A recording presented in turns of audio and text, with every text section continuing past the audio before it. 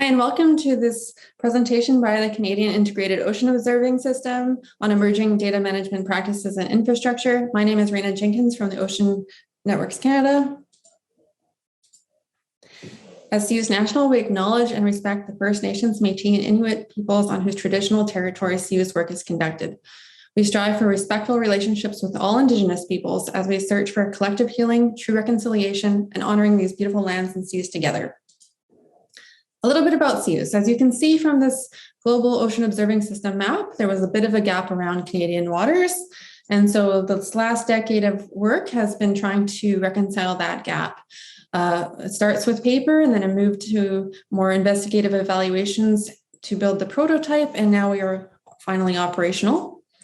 This system is represented with a national platform and 3 regional associations in the Pacific, St. Lawrence, and Atlantic. Eventually, we hope to extend also into the Great Lakes and Arctic. But for our governance, we are all represented in the series of committees, including the technical committee, which oversees the majority of the digital infrastructure work. These national representation breaks down into task teams to figure out the various aspects, including biological data and model data, which is not listed here. And these task teams will evolve over time as need be. In terms of the next 5 years, our strategic plan is looking at partnerships, data, tools, and modeling as our 4 main themes. And each theme has 4 goals and an implementation plan in terms of how to execute. The essential ocean variables really dates back to our investigative evaluations where we looked at the readiness and availability across all the regions and also the scientific needs. In terms of phase 1, we focused on 6 priority EOVs and represented those as keywords in French and English in our metadata records. That was used for filtering and sorting functionality in our landing pages and our asset map. In this current phase 2, we've expanded to biological data using OOS as the main approach, and then also trying to support all of the GOOS EOVs, including the emerging ones. As we have extended this, we have refined our metadata record and are currently working to make sure that this propagates across all our tools and interfaces. So that will be more of the work of phase 3, as well as really looking into the more emerging practices like marine plastics and how to represent those properly. There's been a number of examples worked through across Canada. For example, in the Pacific, we are looking at exporting our biological observations from our underwater ROV video and providing those through OOS.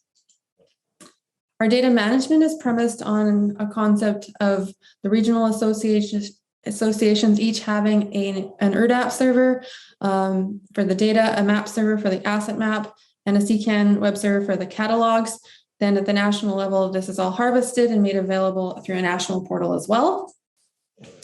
Each RA has its own services and systems to integrate data from its partners, and then also may offer customized interfaces and visualizations depending on the needs in their areas. These give you some idea of what it looks like. So here's an asset map screenshot. As well, here is a screenshot of the catalog.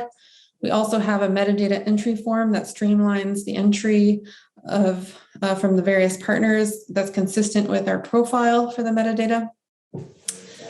As we go forward, we continue to try and integrate the relevant standards and best practices. For instance, I mentioned the ISO 1915, but we also have, of course, Darwin Core for the OOS contributions, and everywhere we're trying to assign the relevant controlled vocabularies. Most of these are currently coming from the NERC 2.0 web server. DOIs are being added to more and more of our data sets, and this will be a bigger emphasis in phase 3, including other persistent identifiers like orchids and roars.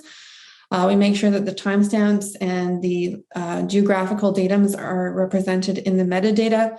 The licensing and data policy, they might vary from one RA to another, but in general, we have agreed on CC BY as a default license while we do have a lot of way to go on the quality control in terms of a consistent approach to how it's represented and the types of flags that we use, there is quite a bit of quality flagging and quality checks on our data streams. But phase 3 will be looking for a consistent look and feel to how we present that information.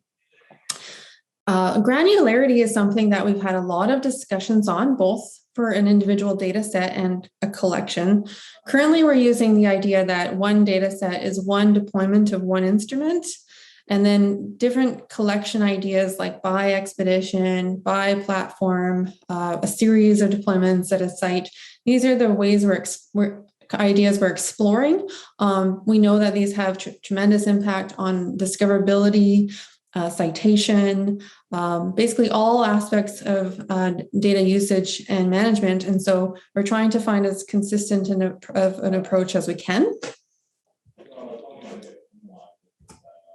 Model data is another area we're more recently exploring, figuring out how to get more observational data into models, such as through the global telecommunication system, but also what are the relevant standards and models available in Canada that we need to represent. Indigenous data, like I mentioned earlier, is quite important. And we did have a workshop organized by CEUS Atlantic last year. And then now we're really looking forward into the next phase where our strategic plan has 25% of its goals that incorporate Indigenous data. So we really need to turn these principles like CARE principles and OCAT principles into practice. One of the ways we hope to do that is through the local context, traditional knowledge and biocultural notices and labels that allows for our First Nations partners to customize their provenance protocols and permission statements to accompany each data set. Vocabularies are another way that we can work with First Nations, such as place names that honor their languages and allow for filtering based on the First Nations partners involved. Another thing we've really learned through this distributed approach, federated approach to data management is some lessons and solutions to these increases in scope and scale that we've experienced over the last few years. So we learned we really need to be flexible and account for differing agenda priorities across institutions, how to balance the regional activities with the national ones. So this is really accounted for in our strategic plans going into the future. And then, of course, operationally, we have to have the most effective communications and collaborative tools that we can, figure out how to have more cohesive strategies to data stewardship and appraisal, and finally, work together on better education and training for all our data contributors and users. So we hope that you visit our data portal soon. Thank you so much for your time.